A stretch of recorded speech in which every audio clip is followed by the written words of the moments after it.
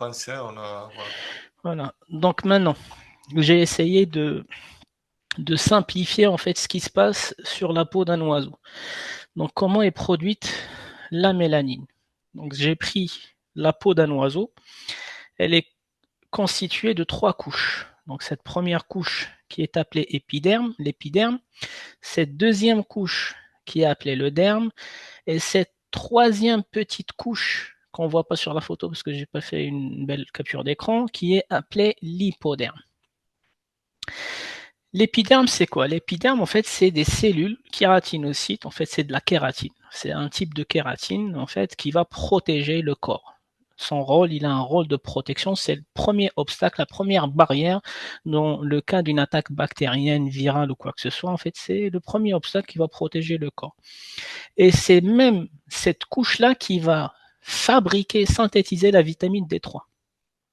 Donc on pense que la vitamine D3 elle est synthétisée au niveau du pancréas, au niveau des intestins, quoi que ce soit. Non, elle est envoyée vers les cellules kératinocytes via en fait cette première couche qui est l'usine de fabrication. Elle va transformer en fait les UVA, les UVB en vitamine D3 qui va être envoyée là où il y a de la kératine, les os, les plumes, partout.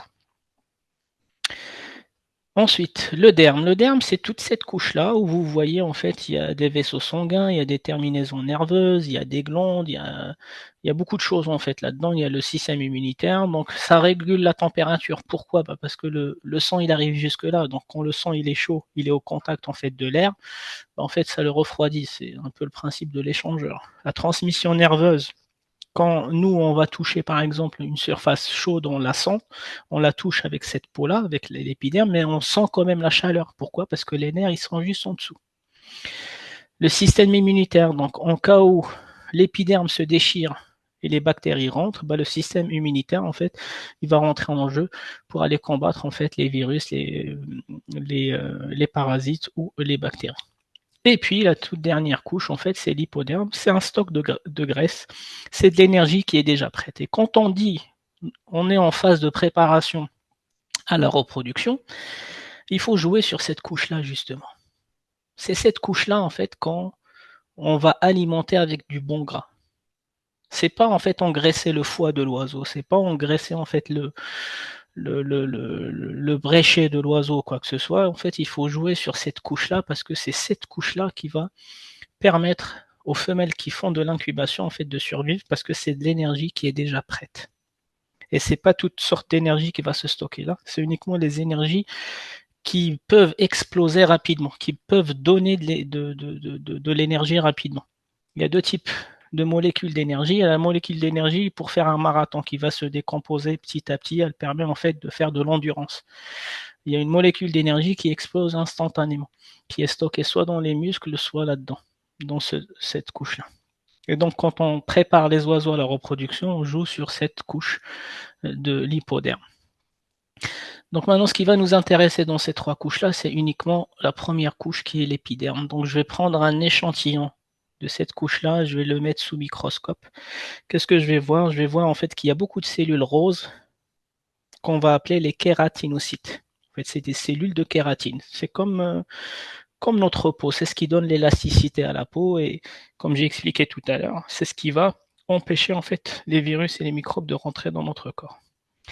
Mais on voit quoi d'autre? On va voir des espèces de pieuvres, des espèces en fait de cellules bizarroïdes. Elles sont pas nombreuses, on voit une ici, on voit une là, mais qui ont des tentacules, ce qu'on va appeler en fait les mélanocytes. Ce sont les usines de la mélanine.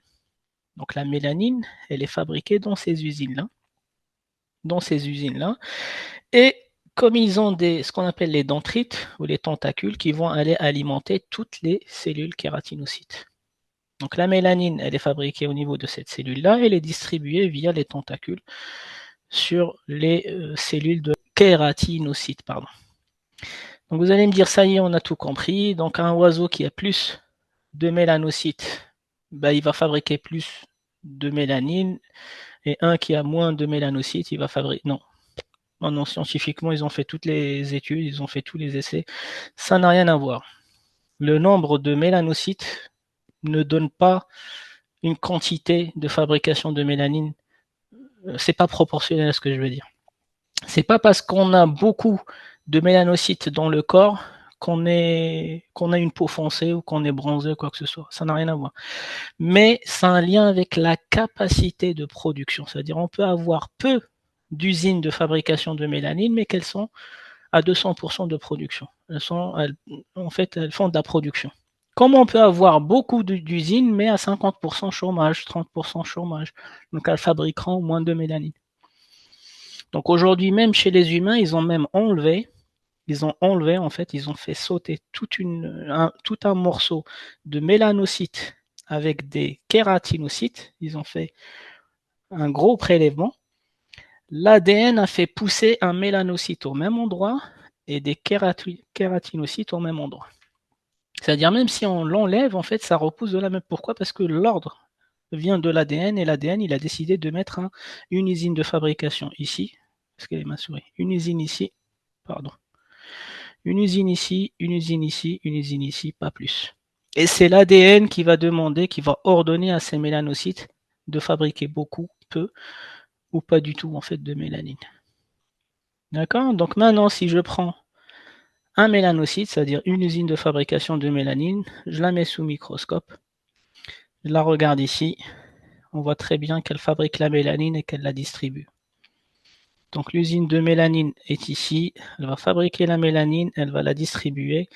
Et si je prends par exemple une kératinocyte ici sous microscope, on va voir que la mélanine arrive directement dans la kératinocyte. Donc la mélanine qui est à la base fabriquée ici, bah finalement elle va se retrouver en fait sur les cellules de notre peau ou de la peau de l'oiseau. Mais à quel endroit? Pile poil au-dessus du noyau. Donc la mélanine que nous on pense que c'était un luxe pour faire des couleurs, on fait des croisements, on va faire des compositions, machin. À la base, la mélanine, c'est un moyen de défense, c'est un moyen naturel de défense.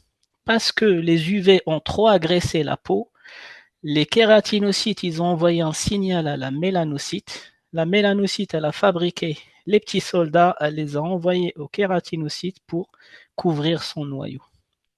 C'est l'instinct de survie. Et c'est comme ça que l'oiseau, il devient bronzé et la plume, elle devient oxydée. Donc maintenant, vous allez me dire, comment est fabriqué les différents types de mélanine qu'on a vu tout à l'heure. Il y a 3 types de mélanine. Comment sont fabriqués dans la même usine. Donc ça, c'est de la chimie. J'ai essayé de simplifier. Donc là, c'est l'usine de fabrication de la mélanine. Ça, c'est le noyau de la grosse cellule qu'on a vue tout à l'heure. Donc pour fabriquer de la mélanine, il faut absolument la tyrosine. La tyrosine, c'est un acide aminé. C'est un acide aminé qui se trouve dans les aliments de base, dans les œufs. Il peut se trouver dans les protéines végétales. Il peut surtout se trouver dans l'huile de foie de morue. Je ne sais pas si certains l'utilisent, mais moi je le conseille. Hiver comme été, surtout en période de reproduction. Donc la tyrosine, c'est un acide aminé. Sans la tyrosine, il n'y a aucune mélanine qui est fabriquée. Donc pour fabriquer la phéomélanine, le mélanine, il faut absolument la tyrosine. Il va se passer des réactions chimiques. Cette tyrosine va se transformer en dopaquinone. Donc le mot, il fait peur, mais c'est de la tyrosine transformée en fait. C'est un précurseur. Donc, les molécules que vous voyez ici sont produites en même temps qu'elles se déplacent vers les cellules de la peau. Donc là, c'est la trajectoire, c'est pour ça que j'ai mis les flèches. Donc pour revenir à la façon de fabriquer les 3 types de mélanine dans la même usine de fabrication, donc on a dit que sans la tyrosine qui est un acide aminé, il n'y a plus aucune mélanine qui se fabrique. Donc c'est une condition pour fabriquer les 3 types de mélanine.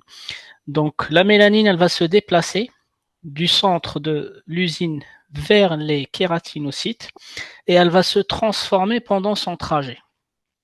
Donc elle part d'ici sous forme de mélanosome et si elle croise sur son chemin un acide aminé qui s'appelle la cystéine, elle va devenir systématiquement de la phéomélanine. Et elle va s'installer où sur la plume? Elle va s'installer sur l'extrémité de la plume, sur la périphérie de la plume. Si le mélanosome, pendant son trajet, il a croisé, c'est une nanomolécule, c'est un enzyme, je vais l'appeler enzyme, le DHI. Le DHI, même le nom, le dihydroxydol. Si sur son chemin, il a croisé l'enzyme DHI, il va se transformer en eumélanine noire, brune, pardon, il va s'installer dans le centre de la plume. Et si sur son chemin, il a croisé l'inverse de cette enzyme-là, carboxylite, donc c'est la même chose, mais avec une fonction carboxylite derrière, il va se transformer en eumélanine noire. Donc la base des trois types de mélanine, c'est toujours la même chose, c'est un mélanosome qui a été créé à partir de l'acide aminé qui est tyrosine, mais pendant son trajet, pendant sa migration vers les cellules qu'on avait vues tout à l'heure à travers les tentacules, il a subi des réactions chimiques en fonction des éléments qu'il a croisés sur son chemin. Il croise la cystéine, il devient phéomélanine. Il ne croise pas la cystéine, mais il croise un enzyme qui va s'appeler DHI, il va devenir le mélanine brun. Et s'il croise le DHI carboxylite, il va devenir le mélanine noir. Et donc à chaque fois, il va aller protéger en fait les cellules de kératinocytes. Donc un petit résumé. Donc pour fabriquer la mélanine, on a besoin d'une usine fonctionnelle parce que bien sûr l'albino en fait l'origine en fait de la non fabrication des mélanines, c'est que ces usines là ne sont pas fonctionnelles, c'est pas qu'ils ne fixent pas, c'est qu'ils ne produisent pas. Donc pour fabriquer la mélanine, il faut une usine opérationnelle, il faut la tyrosine qui est un acide aminé qui sera transformé en fait en dopaquinone qui est un précurseur de la mélanine. La dopaquinone plus la cystéine qui est un deuxième acide aminé sera transformée en mélanine phéomélanine, pardon, sera transformée en phéomélanine. Comme on a dit, la place de la phéomélanine, c'est uniquement sur la périphérie de la plume. Si la dopaquinone n'a pas croisé de cystéine, elle sera transformée en eumélanine, et dans ce cas-là, on a deux cas. Soit elle va croiser le DHI-CA, elle va devenir eumélanine noire, soit elle va croiser le DHI, elle va devenir eumélanine brune. Est-ce qu'il y a des questions sur la mélanine? Donc ça, c'est des détails, on n'est pas censé maîtriser ça pour maîtriser les mutations, mais c'est au moins vous montrer l'origine en fait de ces couleurs-là. Donc c'est microscopiquement d'où viennent ces couleurs-là, le brun, le noir, etc., etc. Franchement, bravo, Amine.